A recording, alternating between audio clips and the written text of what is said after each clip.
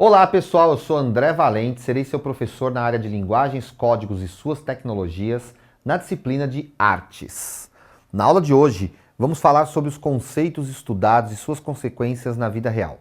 Vamos refletir como eles nos atingem na atualidade e dentro da esfera digital. Vamos lá? Bom, nós falamos aí já sobre beleza, sobre o belo, né? E sobre como o belo se caracteriza por aquelas ideias de simetria, de perfeição, de medidas, e tudo mais. E o que seria então a beleza? O belo, esse substantivo, o que seria a beleza, que é outro substantivo, mas que parece ser meio que uma consequência do belo. Pois é mais ou menos isso mesmo, tá? Então, quando a gente olha para alguma coisa e vê ali beleza, tá? É porque de alguma maneira a gente interagiu com aquele objeto e por causa também daquilo que nós acreditamos ser beleza, nós a vimos ali, tá? Sabe aquela frase?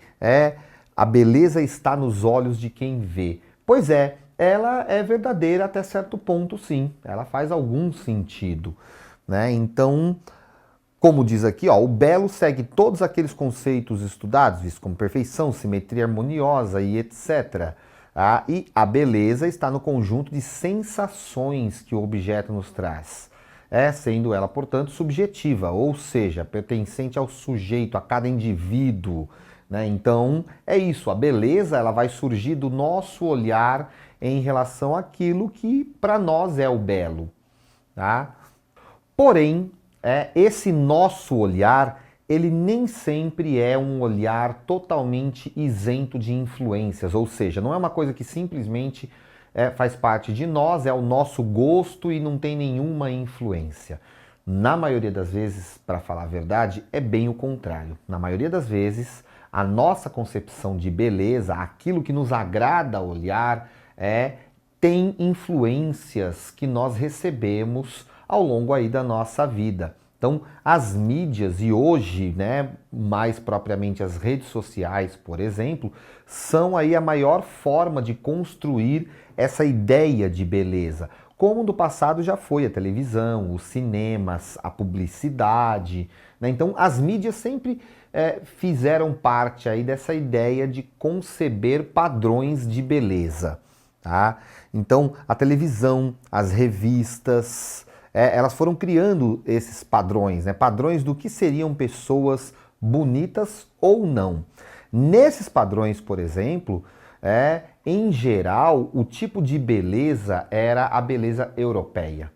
A beleza branca, as mulheres, por exemplo, loiras, olhos azuis, os corpos com certos formatos que correspondiam a esses padrões de beleza. Tá? Então, durante muito tempo, foi esse padrão de beleza que foi vigente. Então, excluía-se aí, por exemplo, né, as pessoas negras, as pessoas gordas, pessoas com deficiência, né? Todos esses tipos de pessoas não eram vistas como pessoas belas, eram vistas como pessoas feias, estranhas, grotescas. Tá? E com isso se fortaleciam os preconceitos. Então, por isso nós precisamos aí ficar atentos, né, a como nós estamos sendo influenciados nesse tipo de concepção. Agora, quando nós olhamos, por exemplo, para esse casal, então, se nós pensarmos no padrão de beleza europeu, no padrão de beleza, né, das pessoas brancas, aquele padrão que foi construído ao longo da história como o padrão greco-romano de beleza de pessoas brancas, com todos aqueles traços, quando nós olhamos para essa imagem, para esse casal, então nós estamos dizendo que essas pessoas são feias? É sério? Não. Mas por que apenas uma parte da população pode ser representada como beleza? Olha só que interessante esse questionamento. Se nós olhamos para essas pessoas e olhamos e falamos, não são pessoas feias. E por que então esses padrões ainda resistem? Por que esses padrões ainda continuam sendo apontados como padrão de beleza? Tá? Olha só um dado interessante. Apesar de no Brasil termos uma população majoritariamente negra, nas mídias, né, na televisão, nós temos em média apenas 8% de atores negros fazendo parte aí das novelas, dos programas de televisão, e na sociedade de modo geral, quando nós olhamos para as manifestações daquilo que seria a beleza, em geral essas pessoas também não fazem parte. Então nós precisamos questionar, né, se nós vivemos num país em que mais da metade da população não é branca, por que que nós ainda sustentamos a ideia de que o padrão de beleza é esse, né, de pessoas brancas, de mulheres loiras, de olhos claros? Precisamos questionar aí de onde vem esse padrão de beleza, por que ele continua sendo sustentado. Além disso que a gente está falando, tem uma outra questão. A maneira como muitas vezes as pessoas que não estão nos padrões de beleza tidos como os padrões ideais são tratadas. Muitas vezes elas até aparecem na programação, nas histórias, mas como elas aparecem, é aí que está a questão. Então, por exemplo, as novelas e os programas de entretenimento também marcaram que pessoas gordas só servem para fazer papéis de comédia, trazendo uma ideia ali do gordinho engraçado, mas nunca o colocando como galã, por exemplo. Tá? Então, olha só que interessante, né? Nós vemos aí que muitas vezes é isso que acontece, né? As pessoas mais gordas, por exemplo, são retratadas assim, sempre como engraçadas, como, né, fofinhas, mas nunca como aquele galã, como aquele signo de beleza, como aquele signo de atração, né? Como alguém que chama atenção por isso. Tá? Então a gente precisa se questionar. E esses padrões nem sempre foram assim. Né? Por exemplo, na Idade Média, o padrão de beleza era de pessoas mais gordas. Né? As pinturas que nós pegamos ali entre o fim da Idade Média, passando depois pelo Renascimento e até a metade do século XIX, nós vamos perceber que as pessoas são mostradas sempre mais gordas, sempre com suas dobras aparecendo. E isso era visto como beleza. Por quê? Isso tem muito a ver com a história da sociedade. A arte acaba servindo como uma forma de estabelecer as diferenças sociais. Estabelecer as diferenças de quem tem mais, de quem é mais rico, de quem tem mais poder e as diferenças para quem tem menos, é mais pobre e tem menos poder. Então, nesse caso, por exemplo, é fácil da gente perceber.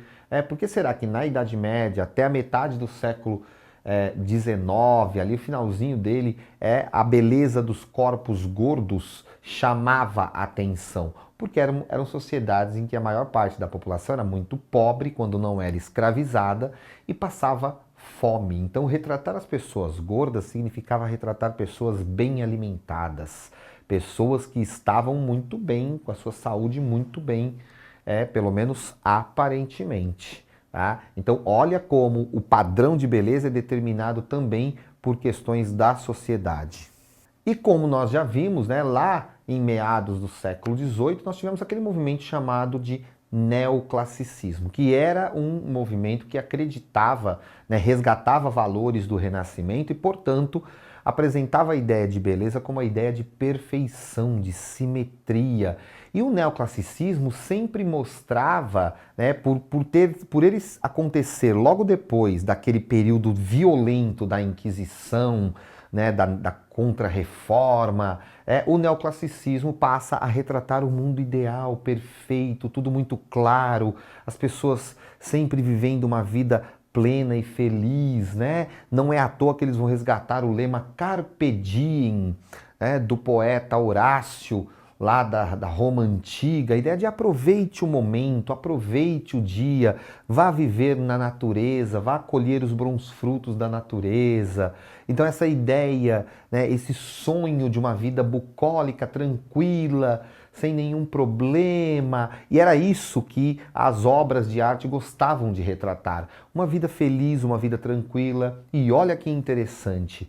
Podemos dizer que na contemporaneidade nós estamos vivendo esse neoclassicismo novamente. Então, talvez um neoclassicismo, um neoclassicismo moderno ou contemporâneo. Por quê? Porque olha só, nós olhamos nas redes sociais e tudo que nós vemos nas pessoas, principalmente nos chamados influencers, é esse tipo de imagem, a imagem da vida feliz, da fartura, o sol brilhando. Olhe para essa imagem, o sol está brilhando, a água do mar ali atrás está verdinho, uma água limpa, um horizonte com poucas nuvens. Uma moça que está ali com seu óculos escuro, seu biquíni, uma pele bronzeada, mostrando que está sempre ali na praia, E nós vemos ali uma mesa numa espécie de piscina, e essa mesa farta com muitas frutas. É bem a ideia de vida plena e feliz. Mais ou menos como a gente via no neoclassicismo, só que nas pinturas. E agora nós vemos nas redes sociais, através das fotografias. Olha como essas concepções vão se repetindo. E qual é o problema dessa representação? Será que é ruim mostrar as pessoas felizes, mostrar as pessoas bem-sucedidas, mostrar as pessoas se divertindo, belas paisagens, festas? Será que é ruim isso? Está errado fazer isso? Não, não é o que nós estamos dizendo. Nós estamos aqui questionando, ou melhor, problematizando por que é que esse padrão é que é visto como o único padrão de sucesso, de felicidade e de beleza.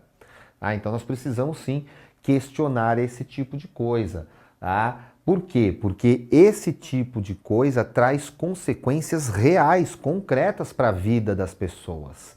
Então, a questão da representatividade de corpos nas televisões, sendo pequena, o Instagram e outras redes sociais nos vendem ali corpos perfeitos, nos vendem ali uma vida perfeita, nos vendem ali ideias de relacionamentos perfeitos, de pessoas que conseguem cuidar da sua própria saúde com perfeição, enfim, de uma vida plena e perfeita. Como que isso nos afeta de alguma maneira? Será que isso traz problemas concretos para nós?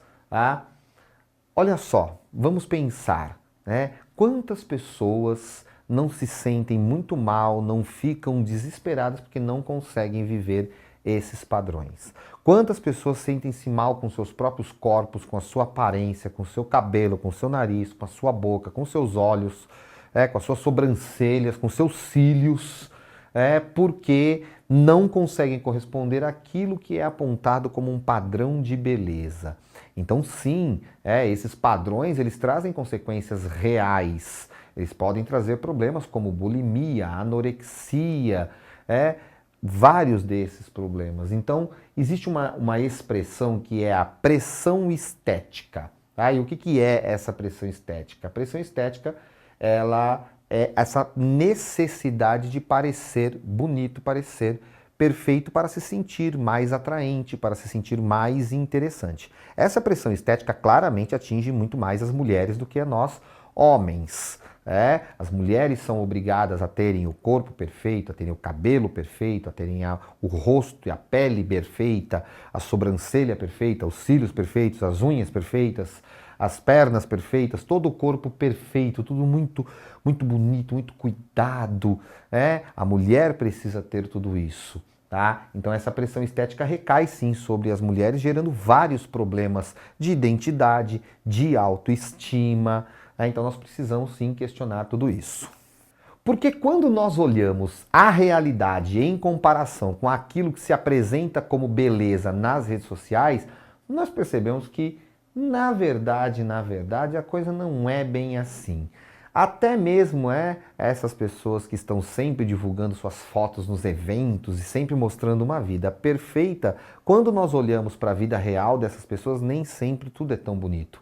E olha que interessante nessas imagens, nós temos imagens aí que mostram a vida real de um lado e a vida nas redes sociais de outro. E olha como há diferenças, né? Ou seja, o ângulo que a foto é tirada, a pose que a pessoa faz, a iluminação, então tudo isso pode influenciar na maneira como nós vemos a imagem, e criar aí uma falsa impressão de realidade, né? Como a gente pode ver nesses dois exemplos aí.